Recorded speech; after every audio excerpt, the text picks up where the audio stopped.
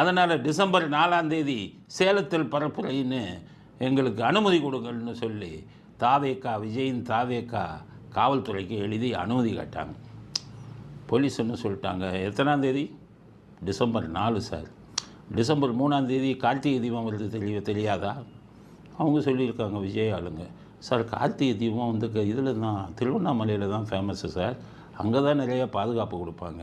சேலத்தில் என்ன சார் இப்போ கார்த்திகை தீபம், அதுக்கு எதுக்கு சார் போலீஸ் பாதுகாப்பு அப்படின்னு கேட்டிருக்காங்க. உடனே காவல்துறை இவன் ரொம்ப அதிகம் பேசுகிறான்ட்ட பாம்பு இருக்கான்னு செக் பண்ணுன்னு இருக்காங்க. அதோடு அரண்டுட்டாங்க. இதனுடைய அது பாம்பு கேஸில் உள்ள தள்ளிடுவாங்க. அப்புறம் என்ன சொல்லியிருக்காங்க, டிசம்பர் 6ஆம் தேதி பாபர் மசூதி இடிப்பு நாள் தெரியுமா? நீங்கள் 2 நாளைக்கு முன்னாடி பார்த்து கேட்டிங்கன்னா எப்படி கொடுக்க முடியும்? அதுக்கு நாங்கள் பாதுகாப்பு கொடுக்க வேண்டாமா அப்படி? சார் பாபர் மசூதி இடிஞ்சு அது ரொம்ப வருஷம் ஆயிடுச்சு, 35 வருஷம் ஆயிடுச்சு.